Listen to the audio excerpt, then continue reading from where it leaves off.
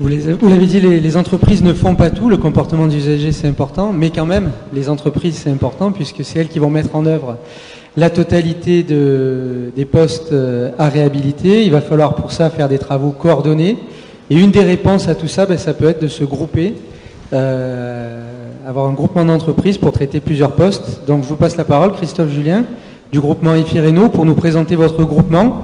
Et vous êtes accompagné donc de votre assureur qui a assuré un groupement d'entreprises. Bonjour, Christophe Julien. Voilà. Christophe Julien, je suis le dirigeant d'une société de plâtrerie peinture basée à Roanne, qui comprend 45 salariés. Donc c'est notre métier de base et je suis donc impliqué dans tout ce qui est bâti, l'enveloppe du bâti. J'ai repris cette entreprise qui est historique sur le secteur de Roanne depuis 2008, début de la crise qui aujourd'hui a rattrapé le bâtiment. Et les comportements au niveau des chantiers ont beaucoup évolué sur les 5 dernières années. Je ne l'ai pas créé, c'est pas moi qui le dis, c'est l'ADEME. Aujourd'hui, la transversalité des entreprises qui interviennent sur la construction neuve ou la réhabilitation est primordiale.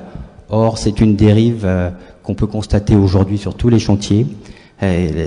Chacun va à son propre lot, à sa propre occupation, pour des questions économiques, pour des questions effectivement de réduction de coûts à chaque entreprise. Donc, je reviens sur EFI-RENO. EFI-RENO, c'est quoi et c'est pourquoi EFI-RENO? EFI-RENO, c'est tout simplement une extrapolation je l'ai appelé philosophie, mais la Fédération française du bâtiment, dont la société PCC, dont je dirige, est adhérente, a lancé tout un processus de qualification sur la performance énergétique, la gestion de la construction, avec l'objectif d'améliorer cette performance.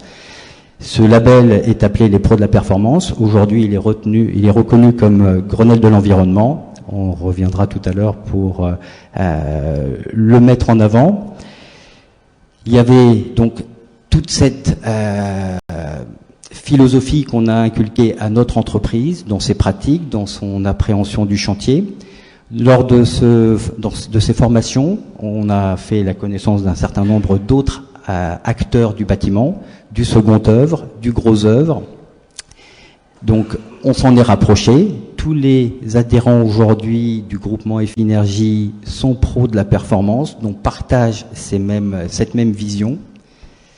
Les nouveaux impératifs réglementaires, la RT 2012, qui est aujourd'hui pour tout type de bâtiment, qui l'était depuis 2011 sur le tertiaire, le collectif, l'est également pour la maison individuelle aujourd'hui.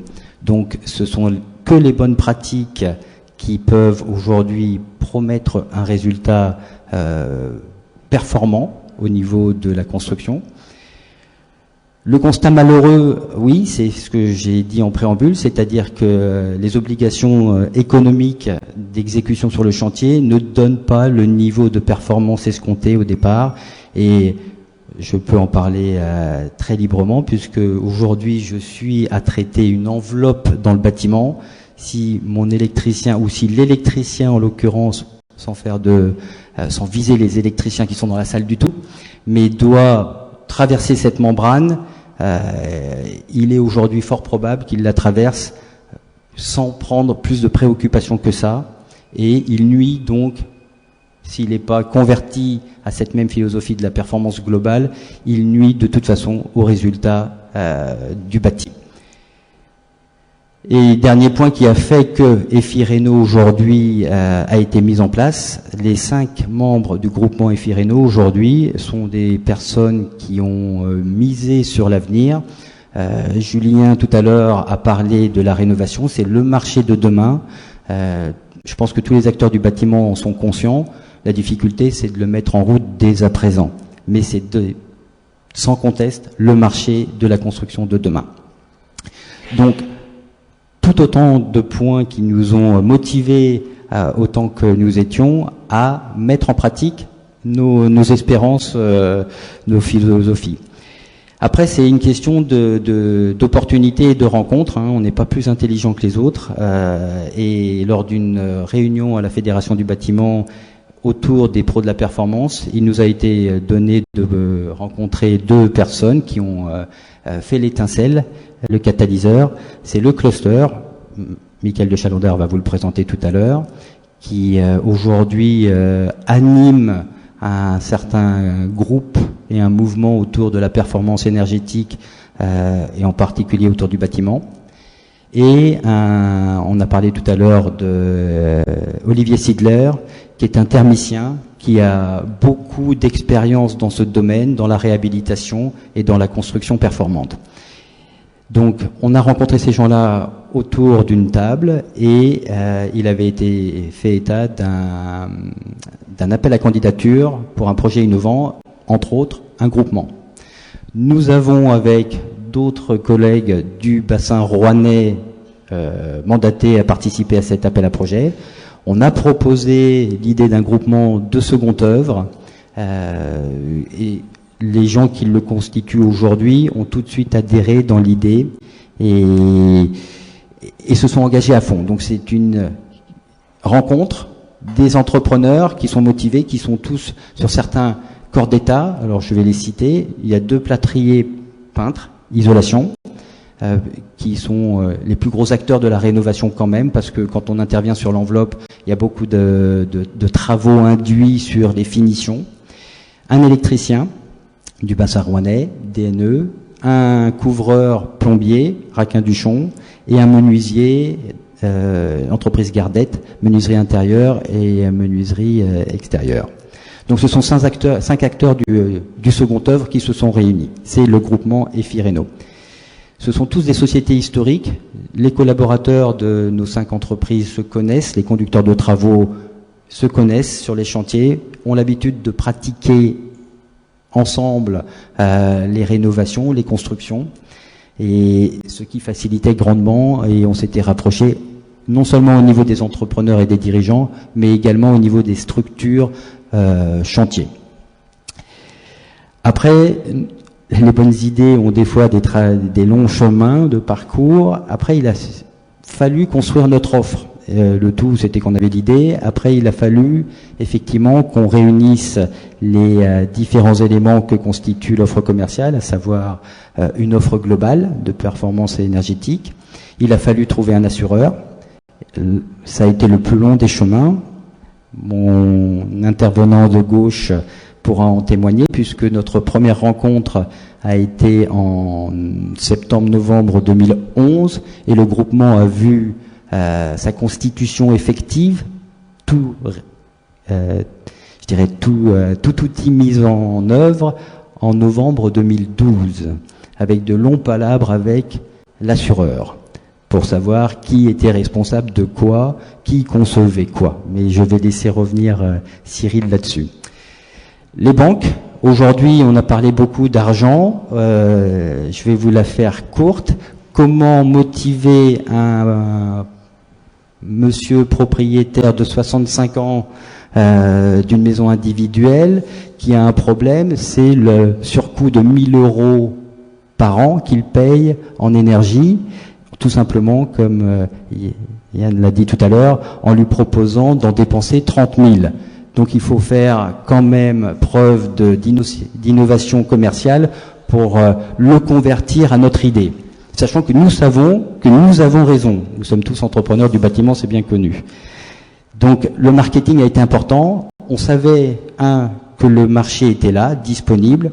Le nombre de maisons à rénover d'avant les années 70 sont énormes. Maintenant, effectivement, c'est comment adresser notre marché. Donc, EFI-Réno, c'est 5 entreprises, seconde œuvre. Il n'y a pas de bureau d'études dedans. Il n'y a pas de grosses œuvres. Pourquoi? Simple. Parce que ce sont nos donneurs d'ordre dans nos entreprises du bassin rouennais régulièrement. Donc, le maçon est notre client régulier. Donc, on ne pouvait pas se marier avec l'un ou l'autre. Les bureaux d'études et les architectes et les bureaux de maîtrise d'œuvre également, on ne pouvait pas s'associer à l'un ou à l'autre de nos donneurs d'ordre réguliers pour nos entreprises.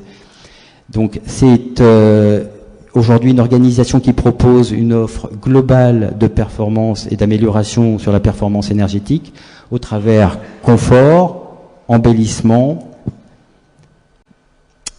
On s'engage dans le cadre de ce contrat à améliorer l'étiquette. On parlait de conventionnel, donc aujourd'hui, dans notre contrat d'assurance, nous avons un audit préalable, nous avons une préconisation de travaux qui peut intégrer de l'isolation, de l'électricité, des travaux induits. Nous avons un diagnostic de performance énergétique en fin de travaux pour valider que nous avons respecté le contrat qui était, soit, on a défini avec le client avant, donc soit la montée à une étiquette de niveau C, de niveau B ou de niveau A. C'est ce que nous vendons et c'est ce que nous contractons au travers de notre offre globale. Nous sommes assurés pour ça, donc c'est l'erreur thermique. Nous sommes également assurés RC décennal pour la conception. Et ça a été la grande partie de dialogue avec l'assureur. Et aujourd'hui, nous amenons également dans le panier de la mariée une dommage ouvrage que nous portons. Dernier point, nous avons aujourd'hui dans nos entreprises mis en place, je dirais par mutualisation, tout un système d'aide au montage financier. Nous ne sommes pas banquiers. Par contre, aujourd'hui, nous avons la connaissance de d'un grand nombre de mesures qui sont mises en place, que ce soit les certificats d'économie d'énergie, les éco-PTZ, les différentes subventions locales, régionales, communales. Aujourd'hui, il y a pléthore d'aides qui sont amenées par les pouvoirs publics. Nous avons fait aussi un appel à candidature, c'était pas ça, mais on a réuni toutes nos banques pour leur proposer notre projet et pour trouver un banquier qui était capable de nous accompagner. Alors ça tombe bien parce que c'est de la même banque que l'intervenant qui est avec moi aujourd'hui, donc c'est la Banque Populaire du Massif Central. Pour les mettre en avant, c'est des gens qui ont recruté un architecte dans leur effectif pour valider que les dossiers qui leur étaient présentés étaient éligibles à l'éco-PTZ. Donc aujourd'hui, il est effectivement très facile d'avoir la réponse très vite pour savoir si les subventions ou l'éco-PTZ 20, 30 000 euros jusqu'à 30 000 euros peut être alloué au projet que nous avons. Voilà. J'ai déjà tout dit. Eh bien, c'est parfait. Vous avez gagné du temps sur le retard qu'on avait pris au début. Merci. Quelque chose à rajouter sur un premier retour d'expérience, peut-être? Est-ce que, du coup, qu'est-ce que ça dit sur le marché? Alors, le marché aujourd'hui, il est compliqué de par la situation économique. Je parlais tout à l'heure sous la forme d'anecdote comment convaincre un prospect de pas dépenser 1 000 euros en dépensant 30 000. Aujourd'hui, au niveau des institutions, ça bouge de plus en plus et de mieux en mieux dans le même sens. Je pense à vous, agence locale d'énergie, parce qu'il y a quelque temps encore, quand on voulait faire bien notre travail sur la performance et la réhabilitation d'un bâtiment, les agences locales d'énergie ne donnaient jamais de nom ou jamais d'entreprise qui répondait à tous ces critères. Et le particulier qui venait vous voir repartait avec des bonnes idées. Je vais charger les plombiers cette fois-ci. Arrivait vers leur plombier et leur plombier disait mais non, vous avez froid, faut mettre une grosse chaudière. Voilà. Donc ça ne correspondait pas à ce que nous avions envie de faire et de partager, et ça ne correspondait pas à ce que vous disiez. Aujourd'hui, ça va de plus en plus puisque vous reconnaissez des groupements qualitatifs sans prétention, mais au moins qu'ils savent ce qu'ils veulent mettre en œuvre et le font. Donc aujourd'hui, les particuliers sont mieux aiguillés et seul, je dirais, le frein financier aujourd'hui, pour nous, fait encore état. Alors, est-ce qu'il y a une ou deux questions pour Monsieur Julien avant qu'on passe la parole à Jepka pour parler un petit peu de garantie erreur thermique et...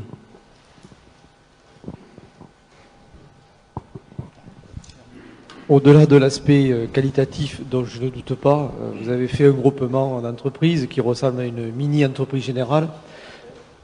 Sur le plan prix et positionnement du prix, quand un groupement se fait une offre, est-ce qu'en face de lui, il n'a pas de nouveau des entreprises qui sont moins chères, en lot séparé, entre guillemets, puisque d'un seul coup, vous avez en face de vous des entreprises qui peuvent répondre indépendamment qu'un groupement. Est-ce que ce n'est pas aussi une des difficultés que vous rencontrez ?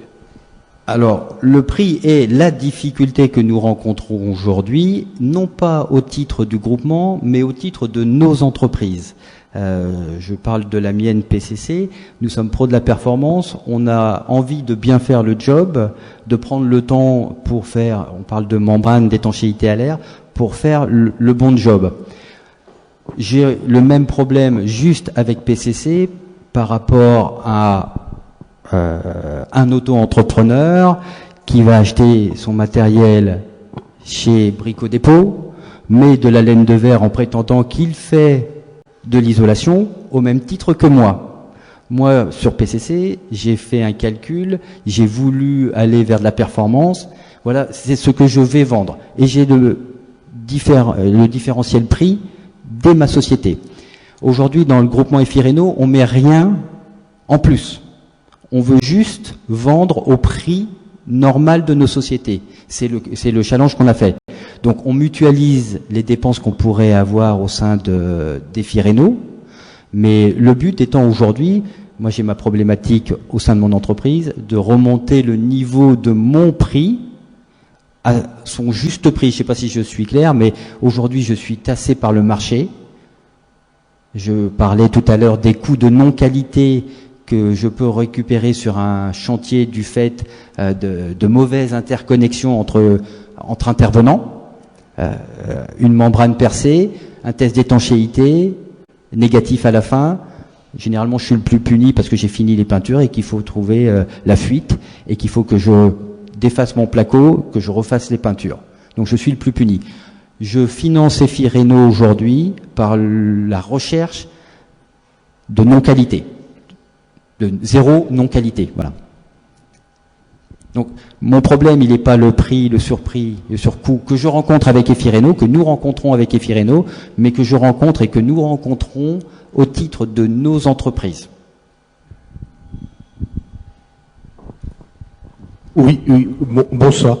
Je vous entends parler beaucoup de tout ce qui est enveloppe du bâtiment. Alors certes, on dira simplement qu'on met jamais un moteur de Ferrari dans une caisse de 2 chevaux, on n'avancera pas plus vite.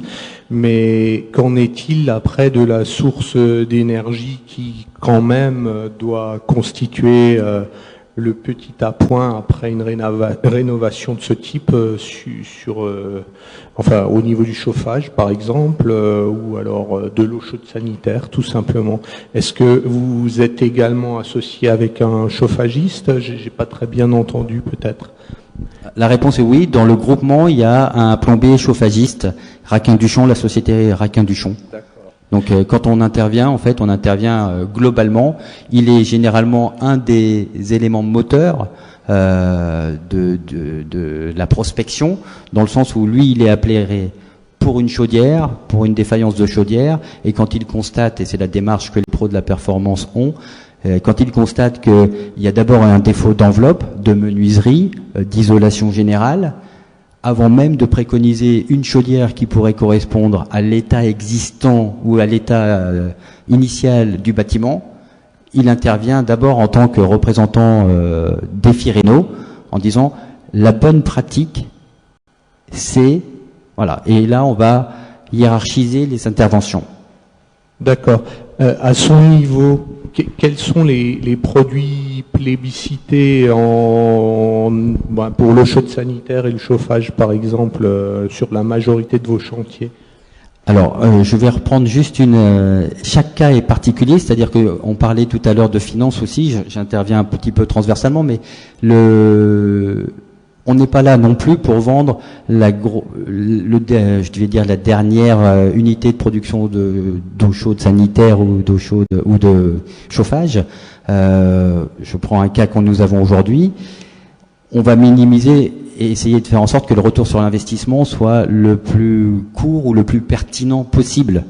On a un cas actuel où il suffirait aujourd'hui de changer une chaudière à gaz par une chaudière à condensation. La chaudière date des années 80, elle est fatiguée.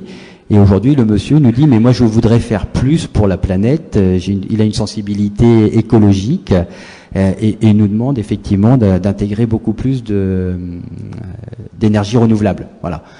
On constate que le retour sur investissement dans ce cadre-là est moins bon. Par contre, on va répondre à sa demande personnelle. Il n'a pas pris sa décision entre les deux parce que le surcoût est significatif. Donc, chaque cas, sa réponse avec le prospect. Et encore une fois, je suis pas plombier, donc je peux pas dire quel est le meilleur moyen. D'accord, je vous remercie. Okay. Non, désolé, il y avait juste une dernière question dans le fond là-bas, et puis après on va enchaîner pour pas perdre trop de temps. Monsieur, oui. Merci.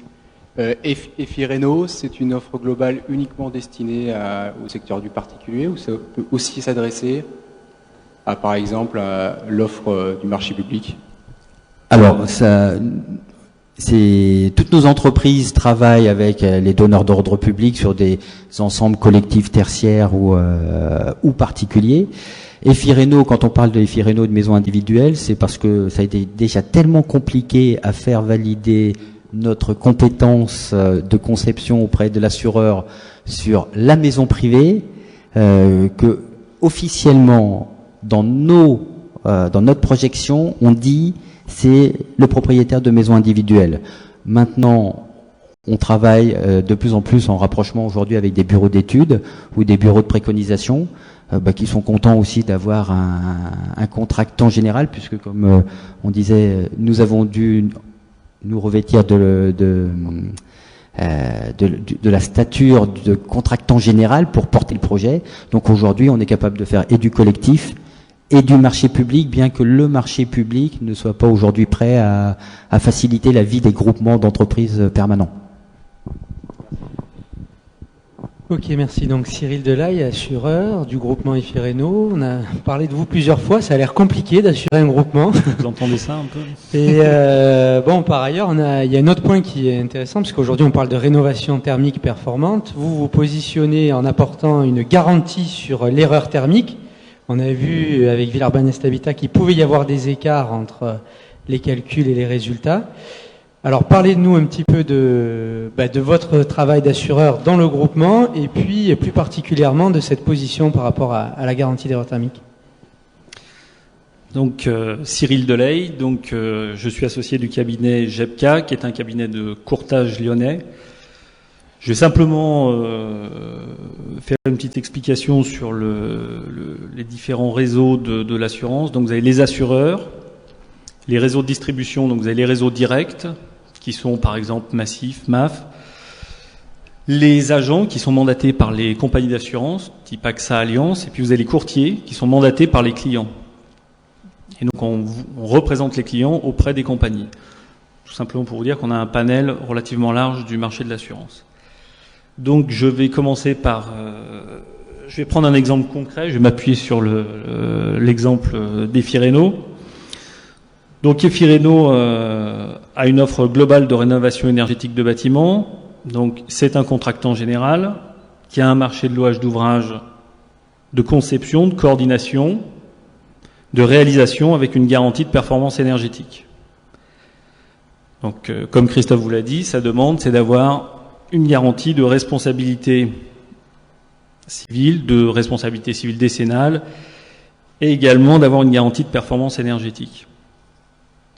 Donc, pour répondre à ce cahier des charges, donc on a consulté la plupart des assureurs français.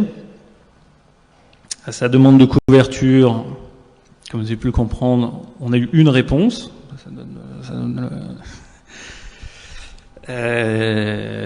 Donc la réponse était donc je vais le citer, c'est Sagebat avec le réseau, Sagebat étant le réseau de courtage, et d'ailleurs est porté par la SMA BTP.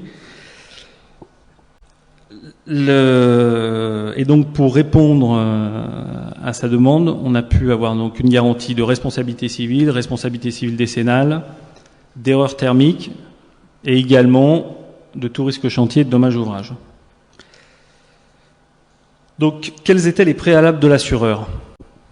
Donc, en fait, les principales demandes étaient de savoir comment était-il structuré, les éléments sont-ils cohérents entre eux, qui conçoit, qui réalise, qui coordonne, quel est le niveau de compétence et de formation de chacun, et quelles sont les conditions de fiabilité de l'entreprise. Donc, à la question jusqu'où et dans quelles conditions l'assureur peut-il suivre les entreprises? Donc ce qu'attend l'assureur, c'est ce qu'attend à mon avis la même chose que le maître d'ouvrage. Il attend une approche professionnelle et globale de la problématique. Donc le marché de la rénovation énergétique, je vois comme ça, se différencie d'un marché global. Le marché de la rénovation énergétique se différencie d'un marché classique de louage d'ouvrages de construction par le fait qu'il associe généralement plusieurs corps de métiers techniques, concepteurs, coordinateurs, réalisateurs, pour obtenir un résultat. Donc nous avons donc le paradoxe suivant, qui est que le meilleur moyen pour y parvenir est une structure ou un groupement pérenne d'entreprises, et que la culture des assureurs n'est pas tournée vers le groupement ou le contractant général qui génère des responsabilités solidaires. Donc, en conséquence, il s'agit d'une approche intellectuelle nouvelle. Donc, je pense tant pour les réalisateurs, parce qu'on en a parlé un petit peu tout à l'heure, c'est-à-dire que des entreprises ou des contractants généraux, il existe des grosses entreprises, des majors, mais par contre au niveau régional, je pense que le marché n'est pas encore organisé. Et l'assureur a la même question, il observe. Mais en tous les cas, à mon sens, c'est l'approche satisfaisante pour pouvoir atteindre ces objectifs. Après, sur les garanties, donc je vais parler uniquement des garanties d'erreur thermique. Donc c'est des garanties qui sont tout simplement, la garantie c'est que si l'objectif n'est pas atteint, on verse au maître d'ouvrage une indemnité pour qu'il puisse réaliser les travaux complémentaires, ou alors on verse au maître d'ouvrage une indemnité correspondant à la surconsommation d'énergie primaire. Donc ça, ce sont les garanties, mais par contre, ce qui est important et ce qui peut prêter à discussion, c'est sur quels critères se base-t-on. Donc si on est sur un critère d'étiquette énergétique, d'étiquette conventionnelle, je pense qu'on a un critère objectif. Si on a d'autres critères, dans ce cas-là, au moment d'un sinistre, on se retrouvera, est-ce que c'est dû à une malfaçon dans la conception et la réalisation, ou est-ce que c'est l'utilisation du logement? Donc voilà ce que je peux vous dire un peu sur le dossier de l'assurance. Merci, j'imagine que ça suscite peut-être des réactions dans la salle, pour ceux qui découvriraient ce produit. Alors, toujours les deux mêmes, ou il y en a d'autres? Je travaille déjà avec BAO Promodule. Si vous vous basez seulement sur la méthode conventionnelle, il y aura forcément des erreurs. Parce qu'entre le réel consommé par le client aujourd'hui et ce que sort Promodule en conventionnel, il y a quand même de sacrés écarts. Donc, je parlais sur l'étiquette, sur la partie consommation. Mais dans ce cas-là, s'il y a des erreurs, comme on l'a vu, s'il y a des erreurs, mais comme vous avez pu le comprendre, c'est-à-dire que il y a une C'est analyse, un vrai bilan, il y a un pré-bilan une étiquette et un bilan en sortie. et un bilan en sortie. D'accord. Ouais. C'est-à-dire qu'en fait, vous partez d'un logement étiquette G, on vous garantit que vous allez arriver en étiquette B. On ne vous garantit pas que vous allez consommer C'est-à-dire 50 kWh par mètre carré par an. qu'on soit bien d'accord, c'est-à-dire que EFI Renault, on va prendre cet exemple, dit voilà, moi je vous garantis d'arriver à l'étiquette C, on se retrouve à D, on va payer les travaux complémentaires, D'accord. ou la surconsommation de l'énergie primaire. Mais en partant de la réelle étiquette du logement, avec une pré-étude avant travaux. Oui, D'accord. Parce que c'est purement en mode conventionnel. Enfin, moi, Promodule, je travaille avec. Si on se base que sur le conventionnel, avec les éléments qu'on peut prendre chez le client au niveau de sa consommation et de ses habitudes, mais en restant purement conventionnel, on a des dépenses qui sont des fois 2 à 3 fois ce que le client dépense réellement toutes les années, quoi. c'est effectivement, le critère est à bien déterminer en amont. Voilà, ça correspondrait, je dirais, à offrir à cette personne de 65 ans, va pouvoir rénover son logement et offrir à ses petits-enfants, lorsqu'elle laissera son logement, un logement avec une étiquette A. Ça, c'est sûr, il aura l'étiquette A. Et avec le livret d'utilisation. Voilà, avec son livret d'utilisation. Ah bah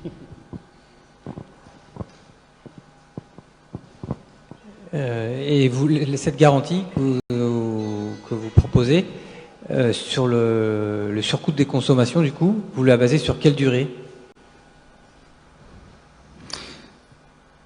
Sur la durée, on l'aura. Sur la durée sera celle que l'on aura vue en sortie de chantier. C'est-à-dire que on va dire, c'est-à-dire que si vous voulez, il n'y a pas de durée. Je veux dire, on va la mettre en cause. C'est-à-dire qu'au bout de 3 ans, on va dire, bah tiens, j'avais une garantie, j'avais une étiquette où je devais être à l'étiquette D. On a validé que j'étais à la B et je me retrouve à la C. Et dans ce cas-là, 3 ans après, on mettra en cause la garantie d'erreur thermique. Pardon ? Et les travaux seront réalisés. Oui, tout à fait.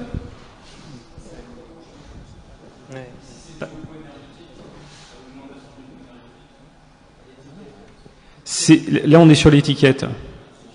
Donc c'est l'étiquette. Donc soit on vient voir le maître d'ouvrage, je dis bon ben voilà, vous avez une surconsommation d'énergie primaire de combien? Dans ce cas-là, on paye la surconsommation, soit on lui paye les travaux complémentaires. Très bien. Donc on a réussi à rattraper, malgré ces riches échanges, le retard pris au départ. Donc on va poursuivre. Et donc Michael de Chalandard du cluster Énergie Rhône-Alpes va nous expliquer un petit peu la mission d'accompagnement qui existe pour aider les entreprises qui seraient intéressées pour elles aussi se monter en groupement. Merci.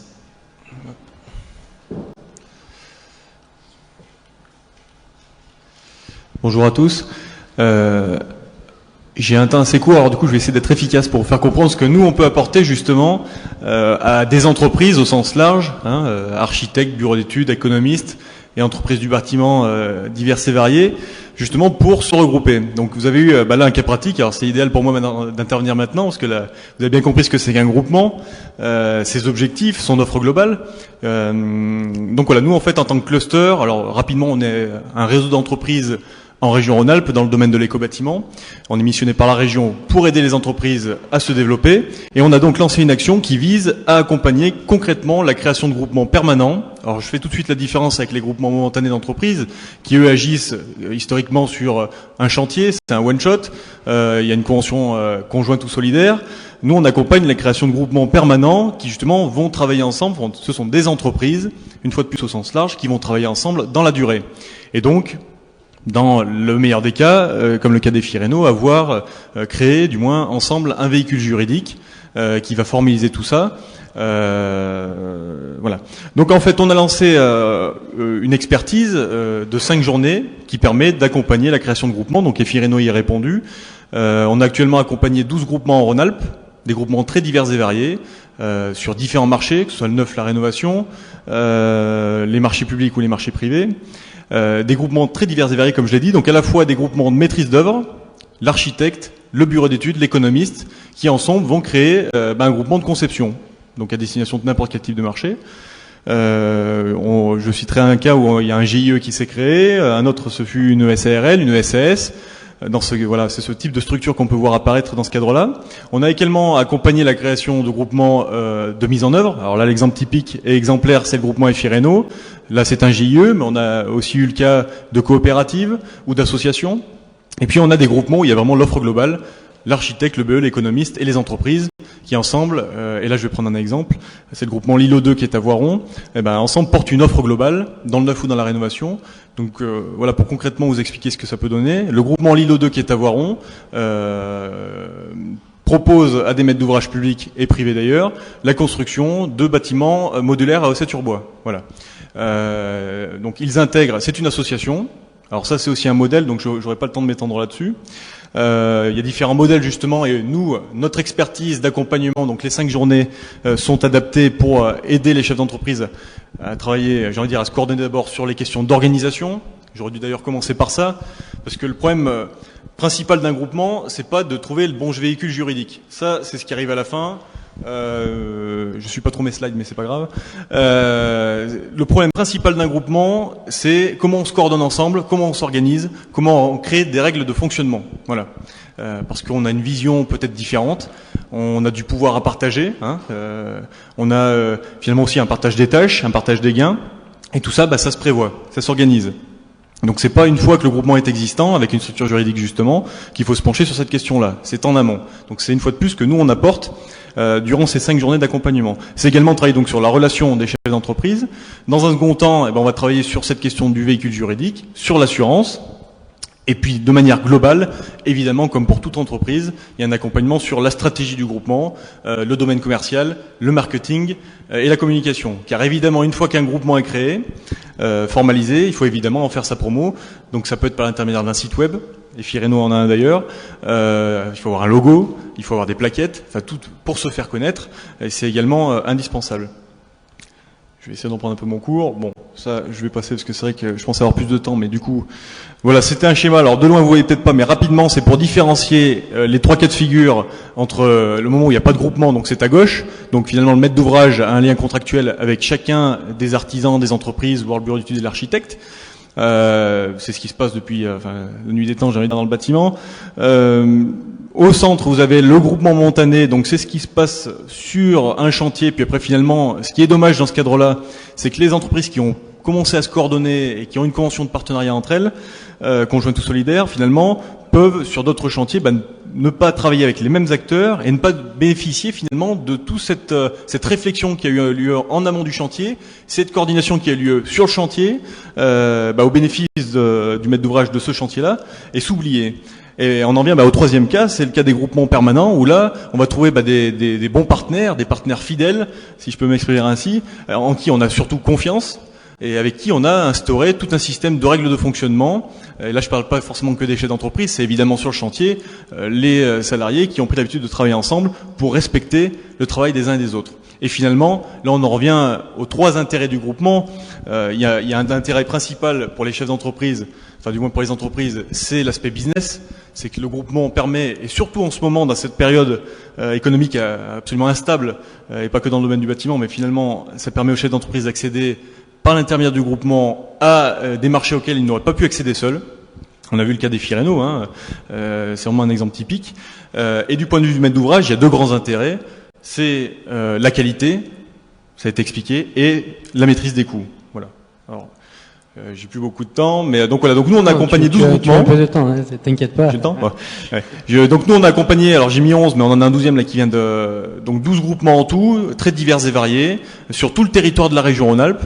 C'est un appel à candidature donc qui existe encore. On vient d'ailleurs, et je tiens à le préciser, de signer une convention de partenariat avec la FFB de Romardèche, qui va nous faire présenter notre accompagnement auprès de tous leurs adhérents, leurs 500 adhérents sur leur territoire, pour leur proposer justement d'être accompagnés dans le cadre de notre accompagnement.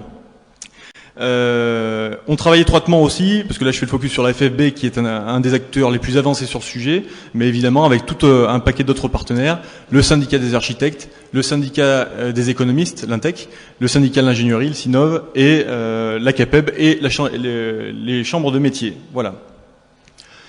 Je vais laisser les questions si vous avez des questions justement sur les groupements qu'on a accompagnés, parce qu'après sinon je peux vous en parler pendant 1 heure. Donc, Et merci, c'était très clair. J'imagine qu'il y a des questions peut-être ou directement des entreprises intéressées ou qui sont venues ici avec des questions précises à ce sujet.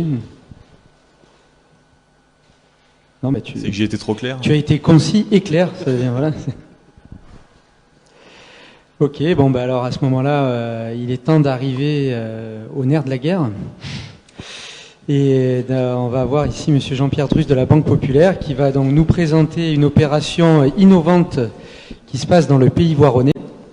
Et puis également nous apporter son point de vue de banquier sur la rénovation énergétique performante et peut-être répondre à une question qui nous taraude pas mal, c'est est-ce que les banques commencent à prendre en compte dans le reste à charge des maîtres d'ouvrage qui font des travaux l'augmentation du coût de l'énergie, ou est-ce que c'est encore c'est pas le cas, c'est trop compliqué, voilà. Donc je vous laisse répondre à tout ça, merci. Merci beaucoup. Bonsoir à toutes et à tous. Moi, je viens en tant que voisin puisque je représente la Banque Populaire des Alpes. Siège est à Grenoble.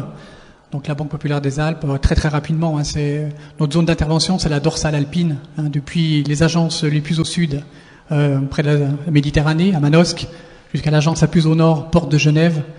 Ça vous situe un peu la dorsale alpine. Donc ici, le Lyonnais, le Rhône, c'est la Banque Populaire Loire-et-Lyonnais. Alors, juste avant de vous parler de ce prototype qu'on est en train de monter avec le pays voironnais, qui est pas très loin d'ici, je suis toujours très impressionné quand je vois des graphes qui parlent d'évolution de prix sur 10 ans, 15 ans ou 20 ans.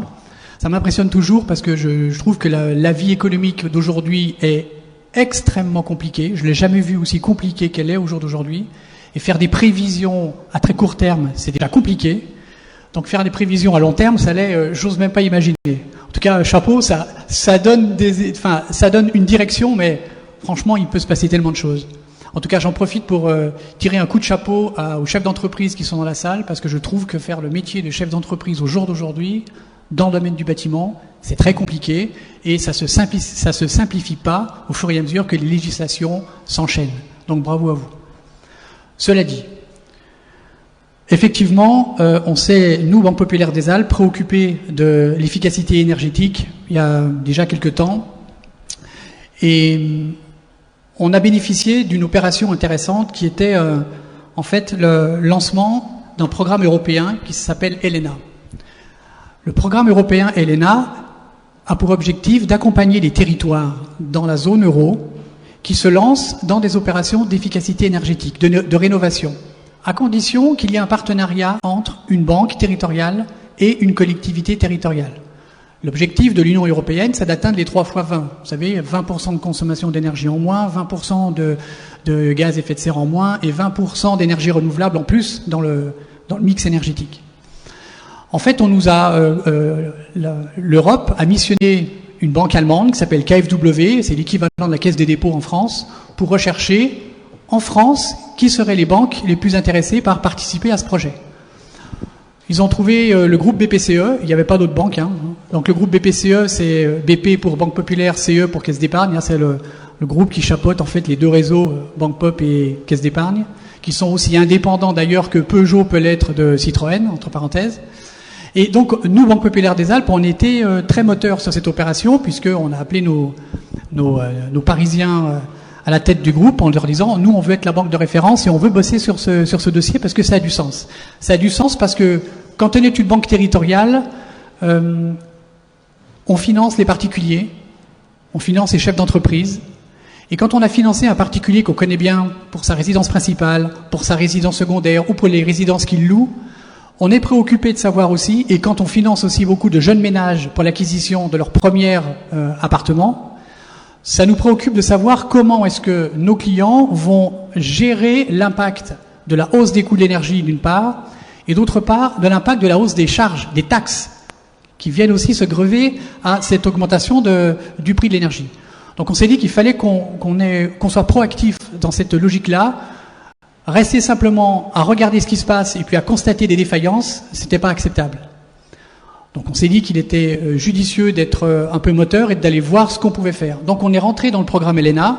Le programme ELENA dit simplement, si une collectivité territoriale met en place un OPATB ou un programme d'intérêt général énergie ou un plan climat dans le cadre d'un agenda 21, donc à destination non pas d'elle-même, non pas de son propre patrimoine, mais à destination des usagers de son territoire, et que vous, banques, vous accompagnez l'effort en mettant en place ce qu'il faut pour que vraiment ça soit une offre qui sorte de l'ordinaire et que ça booste en fait les efforts de la collectivité, alors la banque peut faire deux choses. D'une part, accorder des subventions à la collectivité territoriale, subventions qui viennent de l'Union européenne, subventions qui sont prises en les subventions vont servir par exemple à payer les audits énergétiques.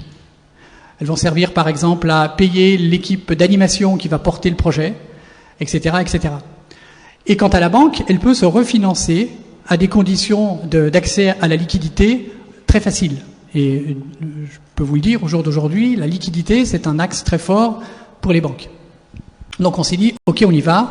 On a cherché une collectivité territoriale qui était partie prenante de ces réflexions, qui était un peu en avance aussi sur ces problématiques d'efficacité énergétique, et on a trouvé le Pays Voironnais.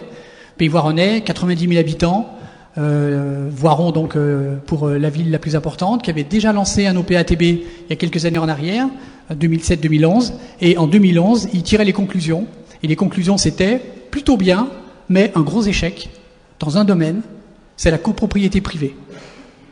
Or, on sait très bien que la copropriété privée, c'est l'axe fondamental sur lequel il va falloir travailler si on veut vraiment que la France soit efficace en matière de réduction des gaz à effet de serre, réduction de l'énergie, de la consommation énergétique, etc. Pour une banque, financer un particulier propriétaire de sa résidence principale pour faire des travaux d'efficacité énergétique, c'est pas un problème du tout. Et il n'y a pas de problème de liquidité, il n'y a pas de problème de financement. Condition, bien sûr, que la personne soit solvable. Mais ça, c'est évident. Par contre, pour une banque, financer une copropriété privée dans le cadre de travaux d'efficacité énergétique, c'est beaucoup plus compliqué. Donc, on a réfléchi, on s'est mis autour de la table avec des syndics privés, enfin des syndics bénévoles, des syndics professionnels, avec les équipes du Pays Voironnais. On a beaucoup travaillé avec l'ADEME également. On a été interviewé des copropriétaires, des jeunes, des moins jeunes. Bref, on a fait un gros travail de fond pour essayer de sortir quelque chose d'original. Et ce qu'on a sorti, alors c'est un prototype, les premières copros sont dans les starting blocks. Ce qu'on a sorti, c'est le schéma suivant. En fait, la banque fera un prêt. Donc on a signé une convention tripartite qui concerne la Banque populaire des Alpes, la collectivité territoriale et l'ADEME. Puisque l'ADEME, c'est véritablement un acteur essentiel de ce partenariat. Et vous allez voir pourquoi après. Donc la banque va financer la copropriété privée qui va faire des travaux de rénovation thermique. Il faut savoir que le Pays Voironnais accorde jusqu'à 3 000 € par copropriétaire dans le cadre de travaux importants, puisque en fait ils accordent le maximum de l'aide, c'est 3 000 € par propriétaire, à condition que des travaux d'isolation thermique par l'extérieur soient votés. Ensuite, l'aide, elle est dégressive en fonction des types de travaux que la copropriété veut engager. Donc en fait, la banque va financer le copropriétaire, s'il le souhaite, à titre individuel, mais l'originalité, c'est qu'on a mis en place un financement du syndicat de copropriétaires.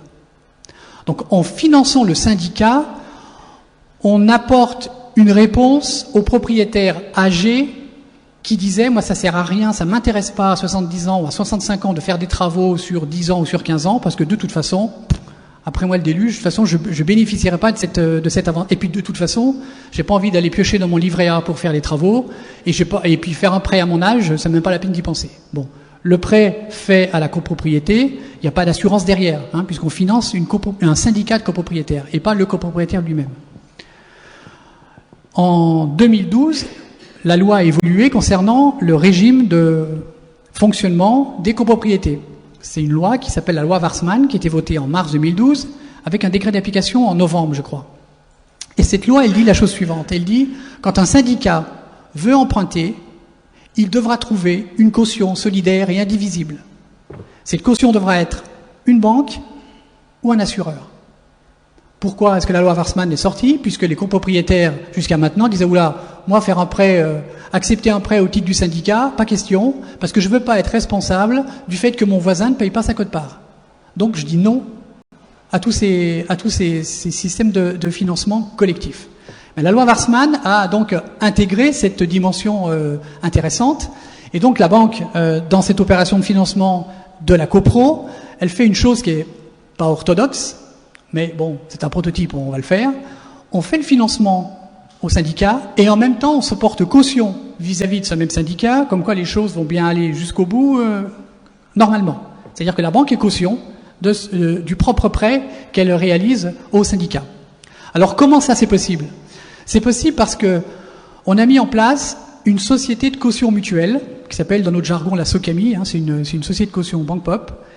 Et la société de caution mutuelle va apporter sa caution, donc va contre-garantir la responsabilité de la banque au titre du prêt et au titre de sa caution.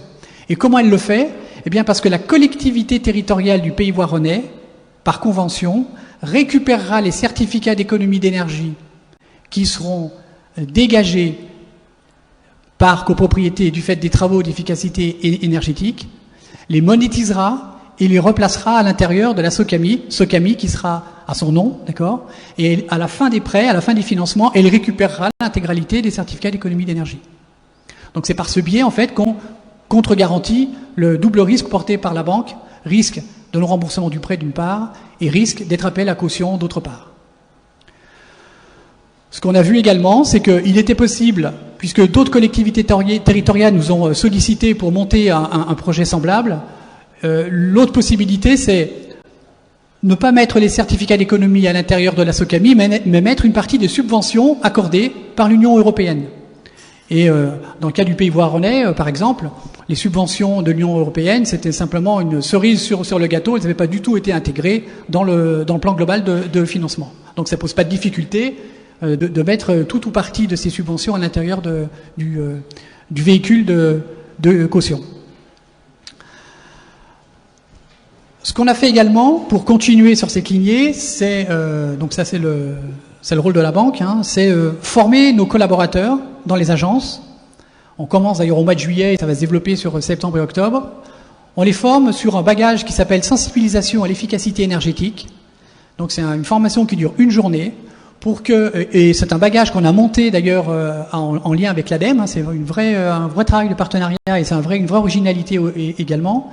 L'idée, c'est que les conseillers en agence, quand ils sont face à leurs clients, vous, moi, qu'ils puissent inciter le client à réfléchir aussi, à se poser des questions sur l'efficacité énergétique. Monsieur le client, on se connaît bien, ça fait depuis quelques années, on a financé votre appartement, on arrive bientôt en fin de prêt. Est-ce que vous vous posez des questions concernant la hausse des coûts de l'énergie? Est-ce que vous envisagez tôt ou tard de faire des travaux de rénovation thermique? Qu'est-ce que vous en pensez? L'idée, c'est que les conseillers en agence comprennent ce que c'est qu'une réglementation thermique, ce que c'est qu'un label, qu'est-ce que c'est que faire des travaux sans tuer le gisement, qu'est-ce que ça veut dire quand on a 15 000 euros, qu'est-ce qu'il faudrait faire comme travaux, quand on a 30 000 euros, quel est le bouquet de travaux le plus intelligent, qu'est-ce que c'est que isoler plutôt que, parce que le réflexe français, c'est quand on veut faire des travaux d'efficacité énergétique, on change les fenêtres. Or, moi, j'ai appris, mais il n'y a pas tellement longtemps, que c'était pas la meilleure des choses à faire, bien au contraire. Il fallait se préoccuper d'isolation, il fallait se préoccuper de ventilation et plein d'autres choses. Donc c'est ça, cette gymnastique intellectuelle qu'on veut aussi faire comprendre à nos conseillers, et petit à petit, on essaye de leur faire intégrer cette logique, cette réflexion liée à l'efficacité énergétique. Donc voilà, d'un côté le financement des copros privés et de l'autre aussi l'accompagnement de nos collaborateurs vis-à-vis de leurs clients, qu'ils soient propriétaires ou qu'ils soient locataires également, pour intégrer cette logique de réflexion. Et en parallèle, on croit beaucoup aussi au groupement de professionnels, aux plateformes de compétences, comme il a été dit avec Efireno. Je trouve que c'est une très belle expérience, et nous de notre côté aussi, on avance dans cette direction-là. Voilà, j'en dirai pas plus, on est bientôt en fin de soirée, vous avez très chaud, et puis quand c'est la banque qui passe, c'est pas toujours très sexy, donc je ne veux pas vous en rajouter plus. Sauf si vous avez des questions, bien sûr.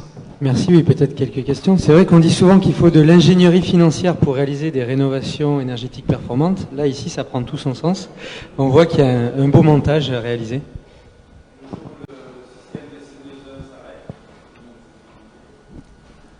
On verra. Pour l'instant, on n'en est pas là. Il continue. Et il va continuer de plus belle, d'après ce que j'ai cru comprendre pour la prochaine période, pour la 3e période. Après, on verra. Il y a aussi les subventions de la communauté européenne qu'on peut intégrer dans ce cadre-là. On verra. En tout cas, ce qu'on s'est dit, c'est que mieux vaut pas attendre des décisions nationales, mieux vaut pas attendre que l'idée nous vienne d'en haut. Il fallait au contraire prouver à Paris que les idées peuvent venir des territoires, elles peuvent venir des régions. Hein, et je pense que ça, c'est hyper important. Oui, à vous entendre, je comprends qu'une copropriété, si elle veut faire une rénovation et emprunter au titre de la copropriété, ne peut pas le faire si elle n'a pas l'appui d'un territoire qui va bénéficier de subventions européennes dans le cadre d'un programme particulier. Je peux pas dire, je peux pas généraliser à ce point. Elle peut le faire, mais tout va dépendre. Tout va dépendre s'il trouve une banque capable de faire le financement. Si la banque a envie de s'engager sur cette opération sans même passer par le programme ELENA, elle peut le faire.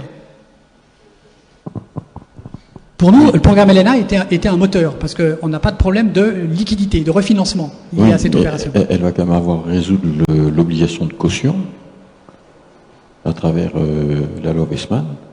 Je ne sais pas si c'est franchissable, ne serait-ce que ça, quoi. C'est une bonne question. Après, la banque peut imaginer aussi un propre système de cautionnement interne qu'elle peut mettre en place, ou se tourner vers des professionnels de la garantie, vers des assureurs. On peut imaginer plein de choses. C'est pas impossible, mais ça sera plus compliqué. C'est à construire, quoi, aujourd'hui. C'est à construire, oui. Il y a des copros qui font des rénovations thermiques performantes aujourd'hui. Ici, on a une démonstration pour faire ça en masse et de manière simplifiée. Pour les autres, c'est plus compliqué, mais ça se fait. Mais est-ce que c'est la copro qui emprunte ou chaque copropriétaire? La question est là, quoi. Au jour d'aujourd'hui, c'est chaque copropriétaire. Est-ce que c'est sûr et certain que si on trouve une solution au niveau de l'ensemble des copros pour qu'elles puissent emprunter, donc on va dire pour mutualiser les risques d'une certaine manière, quoi, ça va sacrément débloquer le marché de la rénovation. Alors, avec le Pays Voironnais, on a été visiter une copro qui est bientôt en train qui termine en fait ses travaux de rénovation. C'était d'immenses travaux de rénovation et on se trouvait tous devant les bâtiments avec l'architecte, on les regardait, il pleuvait, enfin bref. Il y avait l'archi, il y avait tous les corps de métier, et puis il y avait des copropriétaires qui étaient là. Et des copropriétaires âgés. Et qui m'ont dit, si à cette époque, ce que vous avez fait avec le Pays Voironnais avait été mis en place, on aurait été plus ambitieux dans les travaux, on aurait été plus loin. Parce que là, on s'est limité, parce que c'était notre argent perso qui était en jeu, et on n'a pas voulu taper trop dans le bas de laine. Mais si on avait pu, on serait passé par le prêt copro, parce que ça aurait été une charge verte, entre guillemets, supplémentaire, et pas un prêt, ce qui était différent, et on aurait pu étaler ça sur bien plus longtemps. Ce qu'on a intégré dans l'offre de prêt aussi, c'est que une fois que l'appartement est vendu, à ce moment-là, devant le notaire, on rembourse le prêt par anticipation, sans pénalité. L'acheteur. Oui, le vendeur. Le vendeur, pardon. Ouais. L'acheteur achète, le vendeur rembourse. Avec l'argent de l'acheteur. Eh bien, merci alors pour cette présentation également concise et claire. Donc il est temps de conclure. Attends, juste avant la conclusion, je profite d'une remarque qui était faite juste avant le début de la réunion. On n'a pas oublié l'éco-PTZ dans cette opération. Parce que l'éco-PTZ, il faut y penser. Et je trouve que les banques sont trop frileuses, mais on les comprend. Il faut savoir que l'éco-PTZ, c'est extraordinairement compliqué pour une banque de le mettre en place, tout simplement parce qu'elles ne sont pas des professionnels du bâtiment.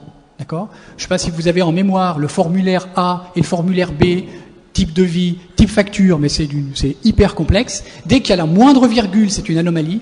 Et les banques sont systématiquement contrôlées par le FGAS, le FGAS, pardon, qui vient contrôler la conformité de tous les documents. Et quand il y a la moindre erreur, c'est une amende. Donc, pardon ? Oui, c'est exact. Mais ce qu'on a considéré, c'est on peut pas passer à côté des COPTZ, on le garde, nous, Banque Populaire des Alpes, dans notre offre et on le met en avant. Parce que c'est fantastique. Enfin, les COPTZ, on peut pas faire mieux pour un particulier. Il s'agit d'étaler sa dépense à taux zéro. Donc, dans le cadre du projet Pays Voironnais, non seulement on met en place donc ce prêt au syndicat, mais on bosse aussi l'autre axe qui est comment faciliter l'obtention d'un éco-PTZ dans le cadre d'un financement, dans le cadre d'une opération globale, hein, avec des copropriétaires, parce qu'on sait aussi que le syndic, c'est très compliqué pour lui et il veut pas trop en entendre parler. Donc il faut qu'on l'aide. Comment faire? Avec le Pays Voironnais, ils ont missionné en fait une société privée dont je vais taire le nom, qui va être l'animateur en fait, qui va porter ce projet.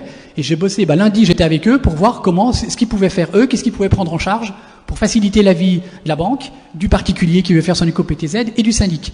Mais ça, il faut intégrer l'éco-PTZ. Voilà. Pour ce prêt-là, la durée max c'est 15. C'est 15, oui. Ouais. 30 000, 15 ans. Merci pour cette précision. Je pense que personne n'oubliera que les éco-PTZ, ça marche encore, parce qu'effectivement, on n'a rien inventé de mieux pour le particulier. Non. Donc on va conclure et donc on attend avec impatience l'éco-PTZ copro, dont on nous a sorti la loi, mais le décret d'application n'est jamais sorti. Merci.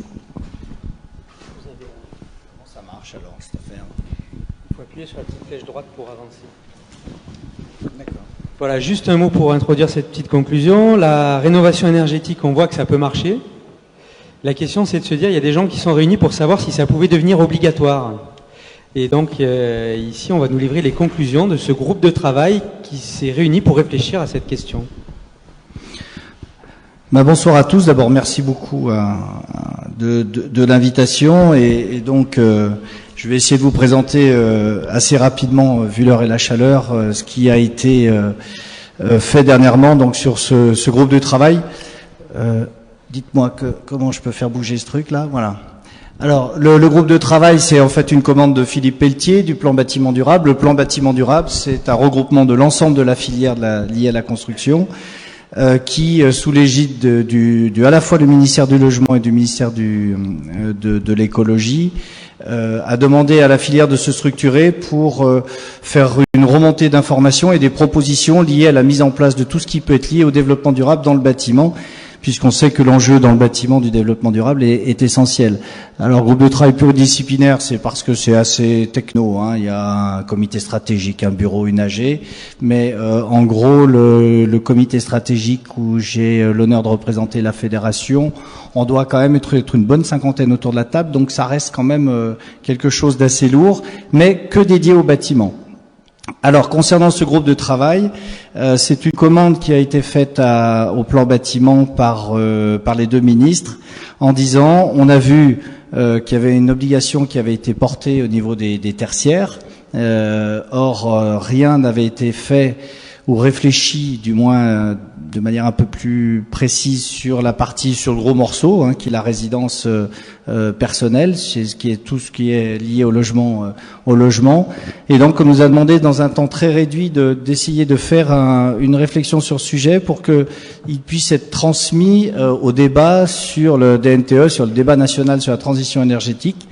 Donc, dans 2 mois, il fallait essayer de voir et d'explorer toutes les pistes. Nous avons choisi un système très simple, 3 réunions simplement sur Paris, où tout le monde était invité. Sur ces 3 réunions, on a eu à peu près à chaque fois 150 personnes qui venaient, et des contributions écrites, pour éviter un débat trop difficile à gérer, des contributions écrites sur un site où chacun donnait son avis à partir d'une matrice, quel que soit le type de logement, son avis sur des mesures qui seraient nécessaires à prendre ou à l'inverse des mesures qu'il faudrait absolument éviter de prendre.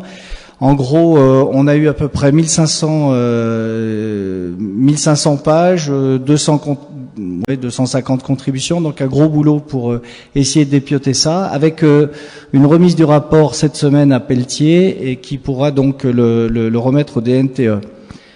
Je le rappelle ici, puisque ça a été un sujet un peu de débat, l'idée c'est pas de donner des solutions, l'idée c'est pas de dire oui ou non à l'obligation de travaux pour le marché du logement, c'est de donner des pistes, les positions des uns et les autres, et encore une fois, c'est aux politiques de choisir et d'arbitrer. Nous étions là pour faire une étude, rassembler les avis, rassembler des points techniques, mais en aucun cas se substituer aux politiques ou avoir la prétention de le faire. De toute façon, on n'est pas toujours écouté lorsqu'on essaye de le faire. Donc, l'idée, c'était vraiment de pouvoir faire un état des lieux, voilà, cherchez le terme, un état des lieux de ce qui était envisageable.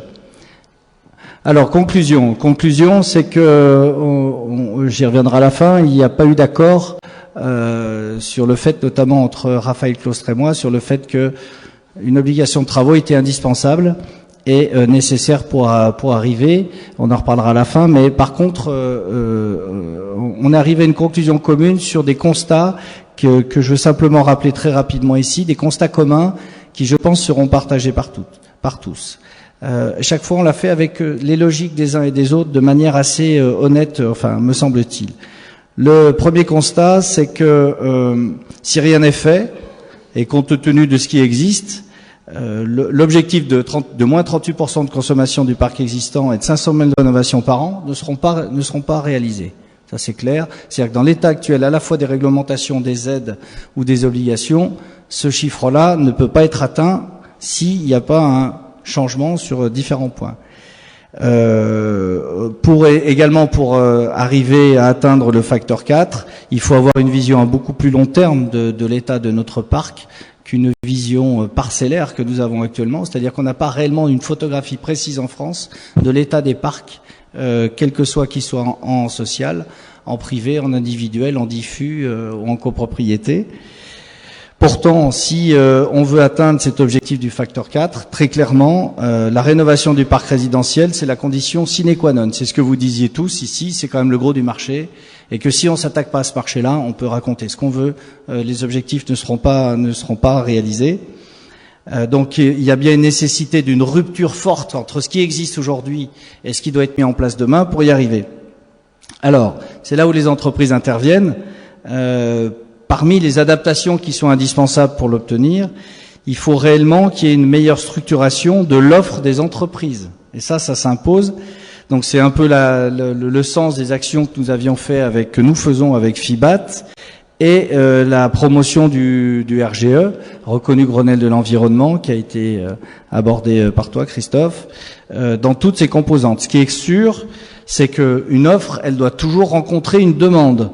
Et donc, pour qu'il y ait la demande, il faut qu'on s'appuie sur des mesures qui soient stables, cohérentes et pérennes, ce qui est malheureusement pas le cas ces dernières années. On a vu 5 points lourds, 5 points techniques lourds qui étaient importants par rapport à cet état. Le premier, et qu'on partageait tous, c'est qu'il faut une politique incitative beaucoup plus lisible. Ça a été dit tout à l'heure. C'est-à-dire que l'idée, c'est de remettre à plat un certain nombre d'outils existants et de surtout les élargir. Alors parmi eux, il y a une relance de l'éco-PTZ qui paraît quelque chose d'indispensable. Juste un petit point quand même sur l'éco-PTZ. Vous avez eu l'honnêteté de le dire. Ce que l'on a pu constater, c'est que c'est vrai que le milieu bancaire qui a été retenu, évidemment, pour le diffuser. Le fait qu'il en soit responsable était un frein important à sa diffusion. Peu rémunérateur, un peu de risque, forcément, c'est quelque chose qui n'incite pas à le diffuser. Pour notre part, nous préconisons que ce soit les entreprises qui sont elles-mêmes formées au RGE puissent prendre en charge et certifier d'elles-mêmes que les documents qu'ils remplissent sont conformes. C'est-à-dire c'est une inversion de la responsabilité. On y reviendra tout à l'heure, mais ça me paraît quelque chose d'important pour que le réseau bancaire redistribue très très massivement cet éco-PTZ. C'est évident aussi, ça a été dit tout à l'heure, qu'il faut absolument que les CE soient quelque chose de pérennisé. Il y a un rapport de la Cour des comptes qui semble être assez favorable et comme vous le savez, on est reparti sur une nouvelle période triennale, mais néanmoins 3 ans par rapport à la vie d'un bâtiment, c'est malheureusement un peu court. Autre point indispensable, c'est la réforme du DPE. On a bien vu tout à l'heure, par rapport, je crois même à votre réflexion, aujourd'hui, un certain nombre d'acteurs sur les DPE n'ont peut-être pas tout à fait la compétence et la reconnaissance qui est indispensable, en fait, que leur travail est incontesté. Donc là, il faut vraiment qu'il y ait des progrès de fait au niveau du DPE, parce qu'aujourd'hui, c'est le seul outil à peu près visible, accessible et compréhensible pour les clients. S'il n'est pas fiable, et il y a eu des reportages qui montraient évidemment que certains n'étaient pas tout à fait honnêtes dans ce domaine-là. Donc il faut vraiment, notamment lorsqu'il y a des aides publiques massives, qu'on ait un système d'audit qui aille au-delà du DPE pour tranquilliser les clients. Parce que si on ne tranquillise pas les clients, si on ne les rassure pas, le marché ne se développera pas. Ça, c'est une certitude. Le troisième point, c'est aller beaucoup plus loin sur les obstacles juridiques. Vous parlez des copropriétés, c'est un des points importants, la copropriété. C'est aussi lorsqu'on fait de l'isolation par l'extérieur en façade sur les copros qu'on donne sur le domaine public. Eh ben, il nous faut bien nous mettre l'épaisseur et donc ça donne sur le domaine public. Comment ça se passe au niveau juridique? Et ça, c'est un des points qui bloque entre les copros, entre elles d'ailleurs. Donc ça, il faut vraiment le régler. Le quatrième point, très rapidement, c'est revenir un peu sur la RT, sur l'existant. C'est-à-dire qu'il faut absolument pas non plus que, par exemple, on puisse imaginer un ravalement de façade sans que l'isolation puisse être faite en même temps qu'on fasse le ravalement. Ça paraît évident pour nous. Expliquer à certains caciques dans les ministères, je vous garantis que c'est un petit peu plus complexe. Le cinquième point qui trait où on a trouvé un accord là-dessus, et je pense que ça va vous intéresser, qui trait aux copropriétés, l'idée qui semble pouvoir être retenue, c'est de créer une sorte de fonds de réserve sur les grands travaux, et notamment ceux liés à la performance énergétique. C'est-à-dire que aujourd'hui, la mise en route des travaux dans les copropriétés est assez complexe. Et souvent, pour faire rentrer l'argent, c'est très compliqué. Nous, entrepreneurs, on le sait bien, parce que souvent, quelquefois, les travaux sont lancés, alors que l'ensemble des fonds et des financements ne sont pas là. Et en général, ceux qui portons et qui devons supporter surtout les retards de paiement, c'est nous. Donc là aussi, je pense que à la fois pour qu'il n'y ait pas un choc financier trop important pour les copropriétaires et que les entreprises qui vont sur ce marché aient la garantie d'être payées, l'idée, c'est de créer une sorte de provision régulière chaque année d'un fonds qui pourrait être déclenché une fois une somme atteinte. Mais ce fonds, pour là aussi soit clair, n'appartiendrait pas aux copropriétaires, mais serait, titré sur le bien, sur l'appartement. C'est-à-dire que le jour où le copropriétaire s'en va, cet argent reste. Cet argent reste pour que, au bout de 10, 12 ans, il y ait suffisamment d'argent pour lancer les travaux sur la copropriété. J'ai pas été aussi clair qu'un banquier, mais l'idée c'est d'arriver à provisionner un certain nombre de sous d'argent liés au bien lui-même et non pas au propriétaire du bien, pour que, quel que soit le propriétaire, pour répondre à la réponse de Jean-Paul, même si c'est quelqu'un de 80 ans et qui n'aura peut-être pas forcément le temps d'attendre les 15 ans de provision pour faire bénéficier son bien de la rénovation, ben là, ça resterait pour celui d'après. Et évidemment, le marché régulera la valeur du bien par rapport à la provision qui existe. Alors, vous voyez, il y a pas d'accord, mais il y a quand même plusieurs points un petit peu lourds que j'ai fait du truc, où on a quand même des pistes de réflexion. Alors, argument pour une obligation, il y en a eu pas mal. L'idée, c'était flécher donc ceux qui sont pour une obligation de travaux pure et dure, hein. Flécher les investissements des ménages vers la performance énergétique, c'est-à-dire être sûr que l'argent aille là. Minimiser les coûts, effectivement, pendant les étapes clés de la vie du bâtiment, en clair, c'est-à-dire lors d'une succession, lors d'une transaction, lors d'un changement de locataire. Donc je vous garantis qu'il y a des gens qui ont plein d'idées là-dessus. C'est étonnant les possibilités qu'il y a. C'est-à-dire qu'à un instant qui marque la vie, une transmission du bâtiment, dire boum, tu changes de propriétaire, obligation de travaux. Tu changes de locataire, obligation de travaux. Tu changes de destination, obligation de travaux. On y reviendra sur les contres. Une planification à long terme, c'est-à-dire ils disent s'il y a une obligation à une date précise, forcément en amont, petit à petit, les gens s'y prépareront et lanceront des travaux avant cette date fatidique. Voilà, c'est tirer le marché par des incitations à pousser vers une obligation. Certains disent 2020 c'est obligatoire. Maintenant les incitations de manière dégressive jusqu'en 2020 et ça devrait lancer le marché. Et enfin le constat qui est également fait, c'est que sans obligation, les objectifs ne seront jamais atteints. Les contres, c'est de dire que les ménages, la capacité de financement des ménages n'est pas extensible. Surtout dans ces périodes-là. Alors évidemment, on parle sur 15-20 ans, on espère que la crise actuelle ne durera pas 15 ans, mais néanmoins, c'est vrai que la capacité des ménages n'est pas extensible à souhait. Un temps de retour travaux trop long, tu l'as évoqué également et vous l'avez évoqué. La disproportion entre le coût des travaux et le prix de l'immobilier, c'est clair, quand vous habitez le 6e à Lyon ou au fin fond de la Creuse, les 30 000 euros dont on parle n'a pas tout à fait le même impact sur la valeur vénale du bâtiment. Donc on a même des situations où les travaux de rénovation sont presque supérieurs à la valeur du bien. Donc c'est dire au moment d'une succession de 40 000 euros, il y a 30 000 euros obligatoires de travaux, je crains que ça bloque un certain nombre de choses. Difficulté à agir dans les copropriétés, j'en reviens pas. Respect du droit de la propriété, quelque chose d'important. Lorsqu'on parle d'obligation aux Français sur un bien qui leur est propre, ça pose un problème constitutionnel. Ça a été soulevé par un certain nombre d'avocats. Donc attention, puisqu'on ne parle pas de sécurité, puisqu'on a d'autres exemples où il y a des obligations. Je pense aux piscines, mais là il y a une obligation de sécurité, donc ça va au-delà du droit de la propriété. Et puis il y a également beaucoup d'autres obligations qui existent déjà, et que donc en rajouter une serait peut-être pas forcément bien lucide. Et enfin, ce qui est un argument fort, c'est de dire, vu le marché qui est aussi vaste qu'important, l'idée c'est que forcément les incitations s'arrêteront parce que les engagements publics, qu'ils soient des collectivités territoriales ou de l'État, ne suffiront pas à tenir ce marché, donc il y a un risque d'épuisement des incitations. Oh oh.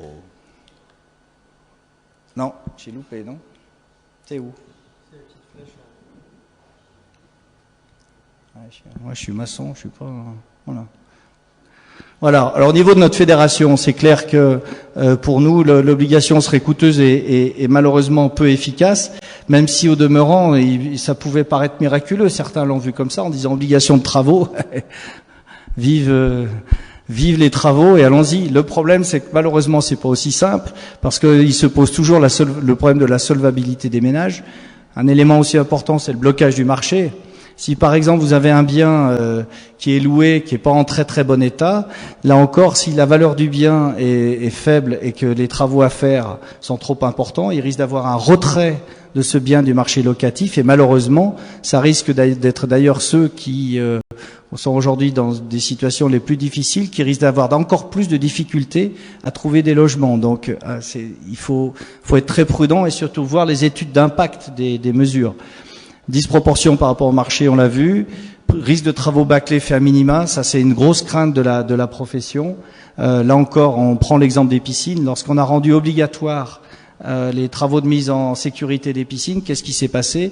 85%, ça a été le petit flotteur au milieu qui valait 300 €, qui ne marche strictement pas, sauf en bassin vraiment test, mais par contre qui permettait aux gens d'avoir le label en disant je me suis mis en sécurité, je suis conforme. Si on fait ça au niveau des travaux, ça serait une catastrophe, parce que des travaux mal faits seront des travaux définitivement mal faits et qu'on ne pourra pas souvent revenir derrière au bout de 10 ou 15 ans, et donc c'est de l'argent perdu. Donc attention aussi aux vendeurs de rêves s'il y a obligation et des travaux à minima. Oui, ça pour nous entrepreneurs, je crois que c'est important à comprendre. Ça a été dit d'ailleurs, je crois, par madame au niveau du monde HLM. Il y aura forcément, s'il y a obligation à tel endroit, il y aura forcément d'autres travaux qui ne seront pas faits. Et lorsque on fait cette démarche-là, vous le vivez, je pense aussi. Lorsqu'on dit à quelqu'un on va rénover votre bâtiment, si vous lui faites une belle façade mais vous lui changez pas la baignoire qui est écaillée, il n'y aura pas d'adhésion des locataires. Il y aura pas d'adhésion des propriétaires. Et donc, il faut qu'on fasse très attention à ce qu'il n'y ait pas un transfert des travaux que sur cette partie-là. Et puis, par contre, le reste soit complètement abandonné parce que pour nous, ça ne fera pas de travaux en plus, j'allais dire en chiffre d'affaires, ni d'emplois supplémentaires. Donc là aussi, il faut faire les choses avec cohérence et sans doute prudence.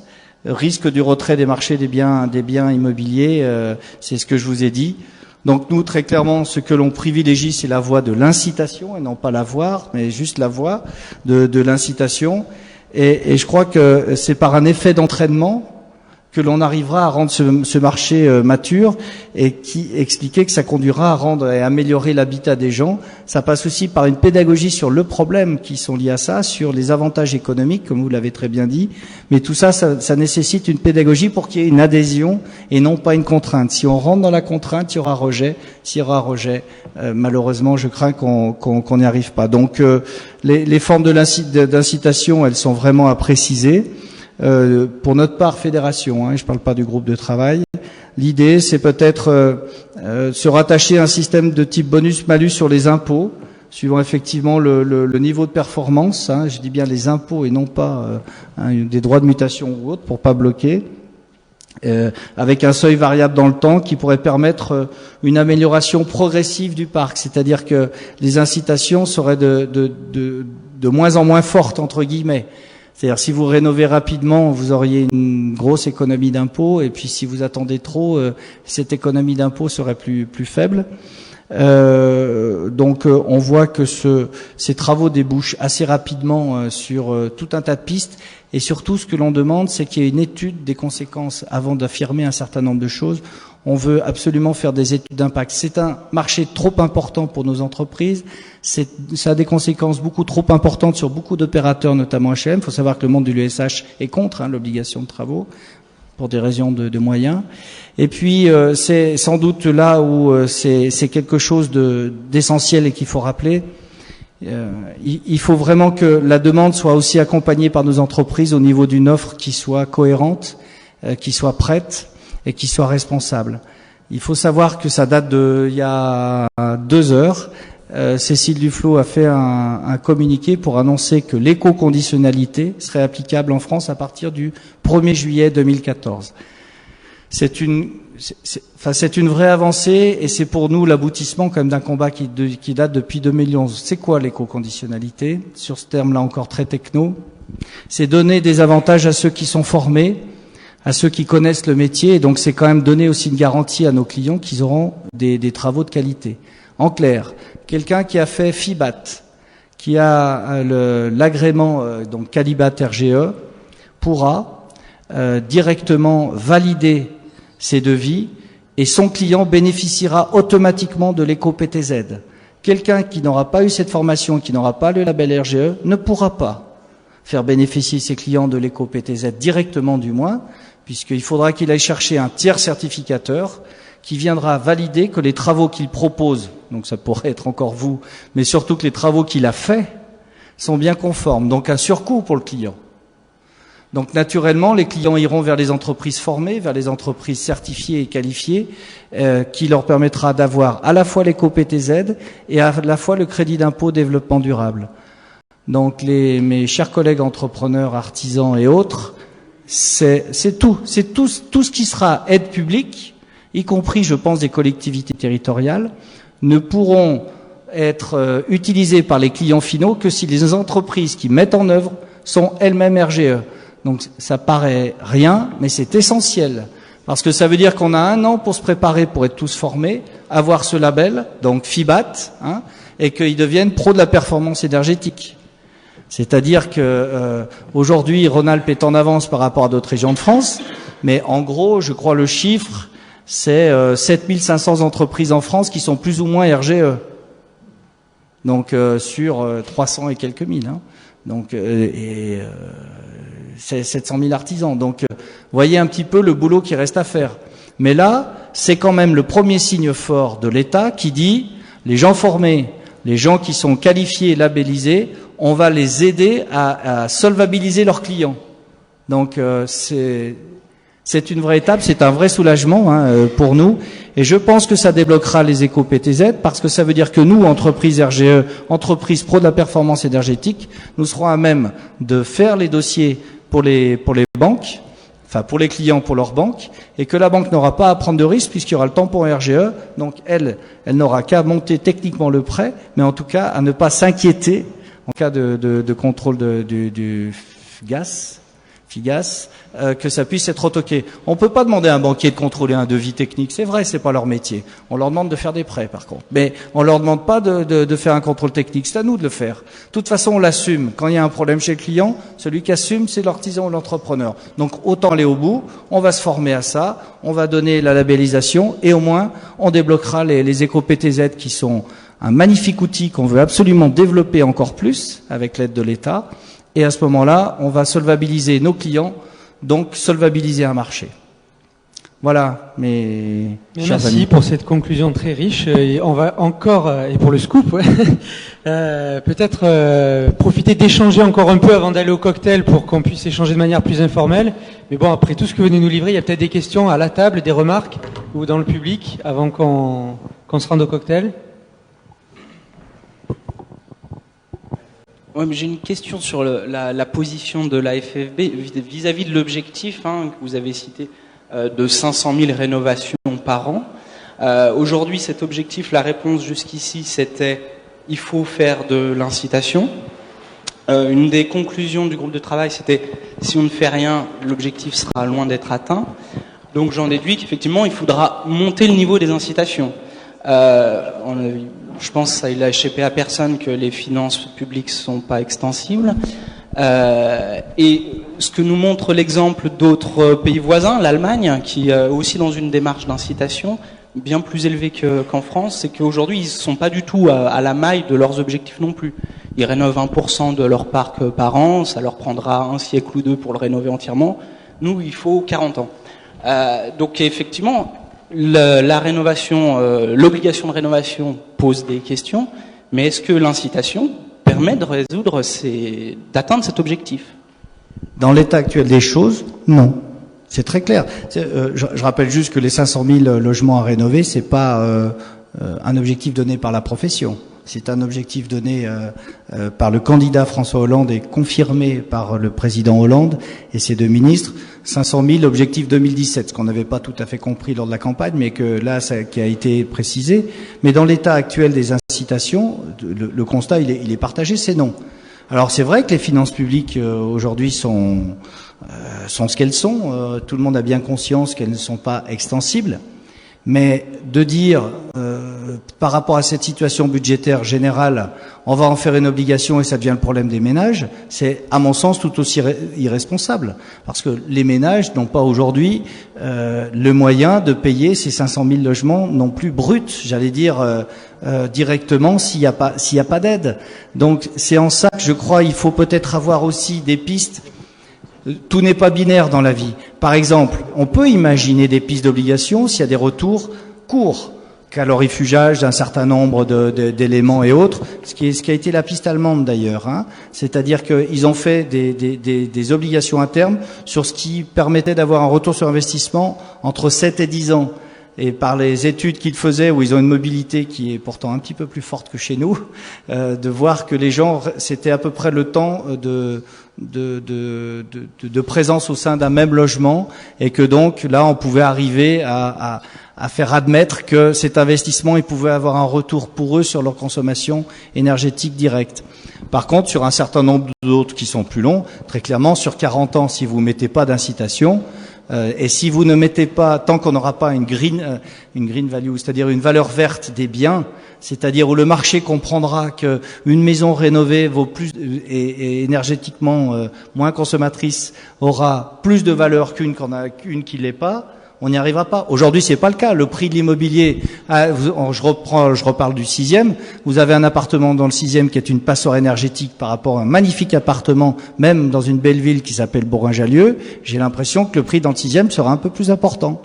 Parce que la valeur verte de l'appartement n'est pas aujourd'hui quelque chose qui est reconnu en résidentiel, ce qui change en bureau. En bureau, c'est en train de changer. Mais dans le résidentiel, c'est pas encore le cas.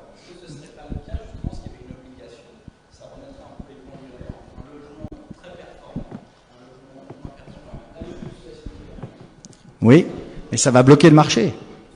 Parce que si vous lui dites à un moment, si vous voulez vendre votre bien, il faut qu'il soit rénové, par exemple. Il faut qu'il soit en classe, alors il faudra changer ça, mais en classe A ou B, il vendra pas.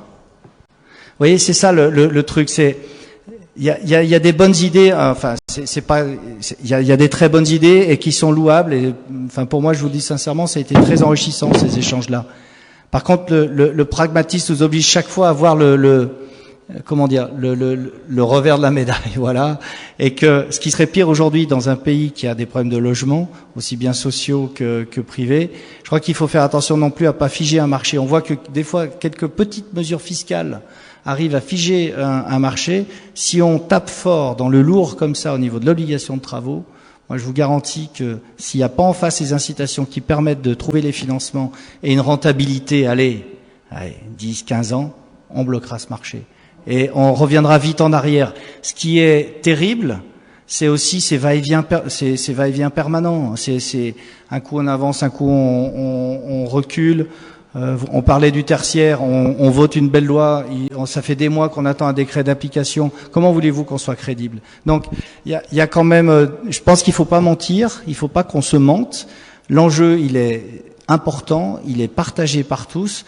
Maintenant, il faut peut-être le faire de manière prudente, mais régulière, et surtout avec des points d'étape où on mesure l'impact réel d'une mesure qui a été prise. Quant à l'État, le retour sur investissement, à la fois pour nos entreprises, mais aussi pour les locataires ou les propriétaires, je pense que si le marché se redynamise, il aura aussi des droits d'enregistrement supplémentaires et aussi des taxes entre guillemets ou des valeurs supplémentaires qu'il pourra collecter. Eh bien, merci. Ce coup-ci, on va vous libérer. On va aller juste au cocktail à côté, poursuivre ces échanges pour tous ceux qui veulent poursuivre. Il y a encore beaucoup de choses à dire. Le prochain rendez-vous, c'est le 10 octobre. On va parler d'énergie grise. Ça sera certainement sur Lyon. Vous recevrez des invitations. Merci à tous les participants d'être venus, d'avoir participé, d'avoir amené tous ces arguments avec vous, et à bientôt.